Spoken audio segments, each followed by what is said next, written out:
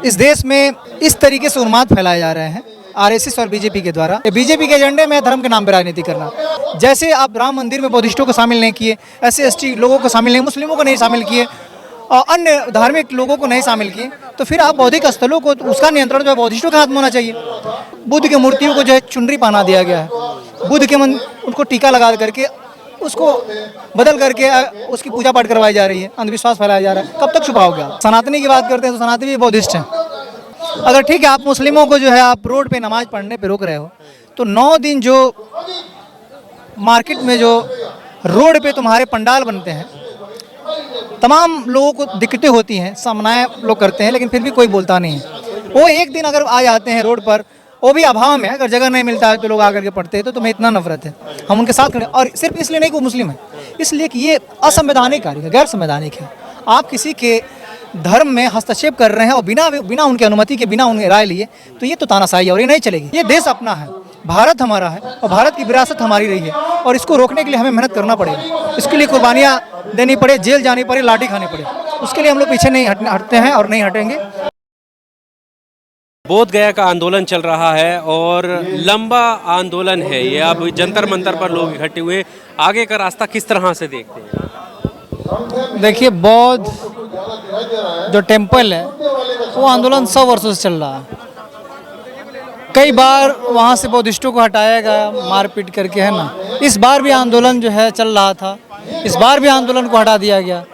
लेकिन पहले और अब में फ़र्क ये है कि सरकार के खिलाफ आज युवा वर्ग जो है आँख में आँख डाल करके बात करने के लिए तैयार हो चुका है। उस समय बुद्ध धम्म के बारे में लोगों को जानकारियाँ उतनी नहीं थी। आज जो है हर गांव में जाइएगा तो सैकड़ों लोग मिल जाएंगे बुद्ध को मानने वाले लोग। मुसलमानों के लिए वक्फ की प्रॉपर्टी को लेकर कानून बनाया गया, उनका भी आंदोलन चल रहा है। क्या लग रहा है कि एक साथ आना चाहिए दोनों? बिल्कुल आना चाहिए। इस देश में इस तरीके से उन्माद फैलाए जा रहे हैं आरएसएस और बीजेपी के द्वारा।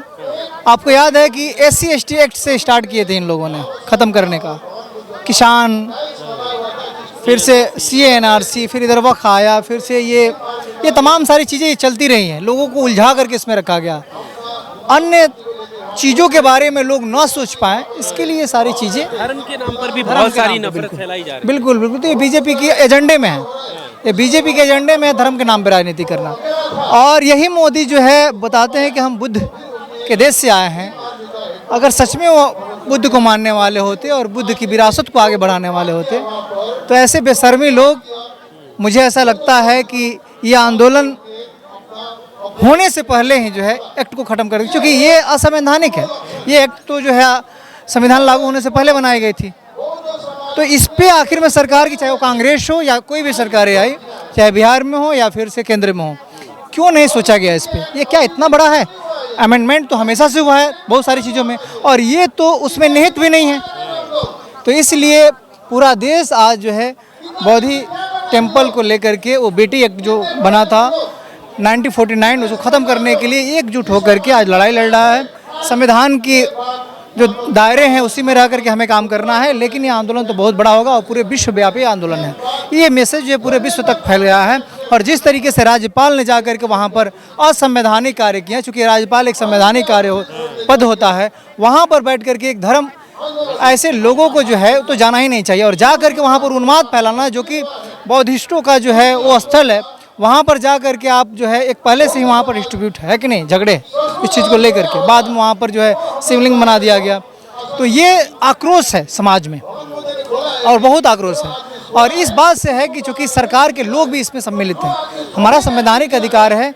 जैसे आप राम मंदिर में बौद्धिस्टों को शामिल नहीं किए, SC/ST लोगों को शामिल नहीं, मुस्लिमों को नहीं शामिल किए और अन्य धार्मिक लोगों को नहीं शामिल किए, तो फिर आप बौद्धिक स्थलों को, उसका नियंत्रण जो है बौद्धिस्टों के हाथ में होना चाहिए। तो ये आप करने में क्यों? देखिए, ये दोहरे चरित्र वाली राजनीति शुरू से ही इस देश में चली है। ये नहीं चाहते हैं कि लोग जागरूक हो, ये नहीं चाहते हैं कि जो सदियों से वंचित समाज रहा है वो जागरूक होकर अपने हक अधिकार को ले। लेकिन ये कब तक किसी को दबाए रखेंगे? आप बताइए कि कहीं भी आप मंदिरों को देख लीजिएगा, बुद्ध के मूर्तियों को जो है चुनरी पहना दिया गया है, बुद्ध के उनको टीका लगा करके उसको बदल करके उसकी पूजा पाठ करवाई जा रही है, अंधविश्वास फैलाया जा रहा है। कब तक छुपाओगे आप? पुरातत्विक विभाग भी कोई चीज़ होती है कि नहीं? वो सब कुछ सर्वे में आ गया है। बशर्ते ये है कि बुद्धिस्ट लोग अब जग रहे हैं, उनकी संख्या बढ़ रही है, और जिस दिन ये संख्या बहुत ज़्यादा हो जाएगी इस देश में, 85% के जगह पे आ जाएंगे, तो मुझे ऐसा लगता है कि इनकी बस की बात नहीं होगी। एक राम मंदिर बनवाने में ना इनकी पसीने छूट गए। वो भी राम मंदिर जो है वहाँ पर था ही नहीं कुछ, वहाँ वो बौद्धिस्टों का स्थल था, साकेत जगह था। तो ये तमाम इनके धार्मिक स्थल जो है वो बौद्धिस्टों के रहे हैं। लेकिन शर्म की बात ये है कि ये नहीं चाहते हैं। एक तो ये धर्मनिरपेक्ष देश है, ये संविधान को मानते नहीं हैं। हाँ, इसके नहीं, ये कभी हो नहीं सकता, क्योंकि हिंदू राष्ट्र तब ना बना पाइएगा। यहाँ पर तो हिंदू कोई था ही नहीं, ना भी कोई हिंदू है। सनातनी की बात करते हैं तो सनातनी भी बौद्धिस्ट हैं। हाँ, तो ये चीज़ें बौद्ध सनातनी है। बिल्कुल बौद्ध सनातनी, आप अगर पढ़ेंगे तो आपको मालूम चलेगा कि सनातन शब्द ही बौद्धिस्ट है।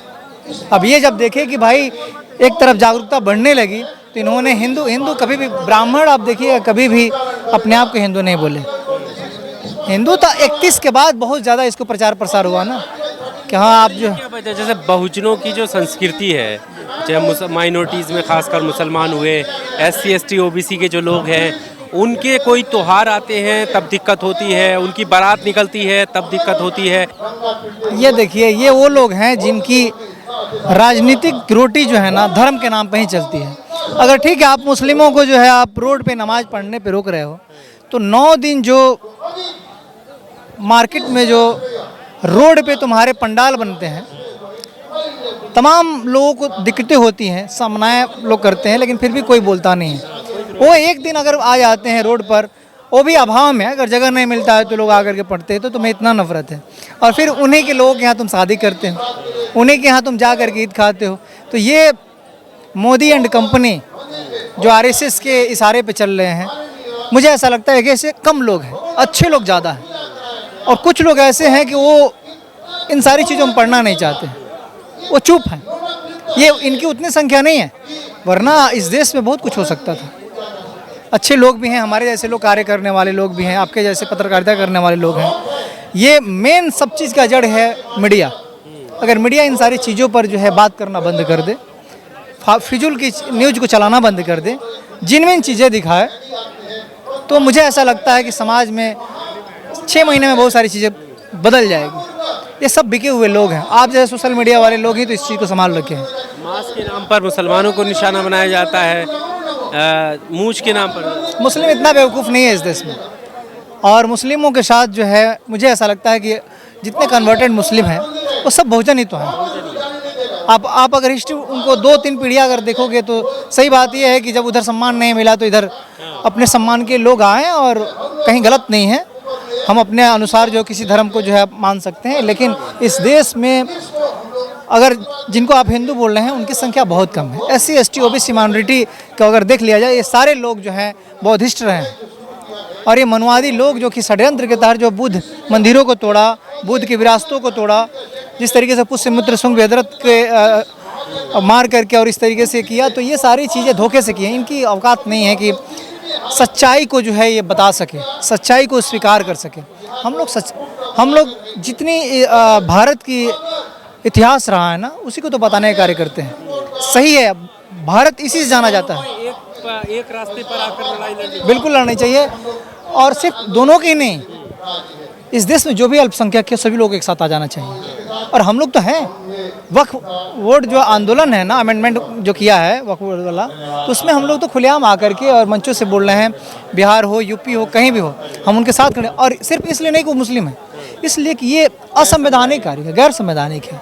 आप किसी के धर्म में हस्तक्षेप कर रहे हैं और बिना उनकी अनुमति के, बिना उनके राय लिए, तो ये तो तानाशाही है, और ये नहीं चलेगी। वो मोदी हो या कोई भी हो, मोदी जैसे लोग न जाने कितने लोग आए और चले गए जो अपने आप को तानाशाह कर रहे हैं। अरे इनकी इतनी हिम्मत है तो आप बताइए, पहलगांव में हुआ था, इन्होंने क्या किया? वो चारों लोग कहाँ गए जो लोग इस तरीके से? और आपके सिक्योरिटी कहाँ गई कि आपकी इतने सिक्योरिटी रहने के बावजूद भी इस तरीके से लोग घुस जा रहे हैं अंदर? यानी कि आप विफल हो और आप अपने जवाब देने के बजाय लोग दिग्भ्रमित कर रहे हो, और आपकी मीडिया दिग्भ्रमित कर रही है। तरीके के आंदोलनों का फ्यूचर क्या है आखिरी? बिल्कुल है। आपको क्या लगता है कि एक ऐसा समय था जिस समय बुद्ध की जो स्तूपें थी वो ढकी हुई थी, लोगों ने ढूंढ ढूंढ करके उसको निकाला। आज एक ऐसा दौर आ गया है कि आज अब मार्केट में अगर बोल रहे हैं तो आप 100 लोग सुनने वाले हो जाएंगे, 100 लोग आपके समर्थक खड़े हो जाएंगे। और गलत क्या है, एक तरफ तुम बताते हो, यही बताते हैं, एक तरफ बताते हो कि 10वें अवतार हैं बुद्ध को, तो अगर 10वें अवतार हैं तो फिर उनके विचारों को मानने से क्यों इनकार कर रहा है? तो ये दोगले लोग हैं। ऐसे लोगों की अब कब क्या कह देंगे। गोबर खाने वाले, मूत्र पीने वालों का दिमाग ऐसे ही होता है। और मुझे कहने में थोड़ा सा भी शर्म नहीं है कि इस देश में ऐसे लोगों को समाज से निकाल देना चाहिए। इज्जत वैल्यू मत दीजिए, चाहे वो नेता हो, विधायक हो, कोई भी हो। शर्म की बात यह है कि यहाँ का प्रधानमंत्री, मुख्यमंत्री और एसपी डीएम भी जो है वो जा करके धार्मिक स्थलों पर, इनको तो धार्मिक स्थलों पर जाना ही नहीं चाहिए। किसी भी धार्मिक स्थल, तुम जिस काम के लिए वो बनो, ये आंतरिक मामला है, तुम ऑन ड्यूटी तो ये मत करो, बाकी तुम जो करना है सो करो। ये लोगों को जब तक कंट्रोल नहीं होगा, ये जनता ही करेगी, हमारे और आपके जैसे जनता करेगी। और जग रहा है, हर लोग सवाल कर रहे हैं, सोशल मीडिया का जमाना है, हर आदमी अपनी बात रख रहा है। मैं बोलूँगा, जो भी फेसबुक, ट्विटर और तमाम सोशल मीडिया पे बातें रखे अपनी, कोई ज़रूरी नहीं है कि कोई मीडिया वाला आएगा कहीं, अपनी बातें लिखो, सही से लिखो। समाज में कम से कम 2 लोगों को तो जागरूक करो।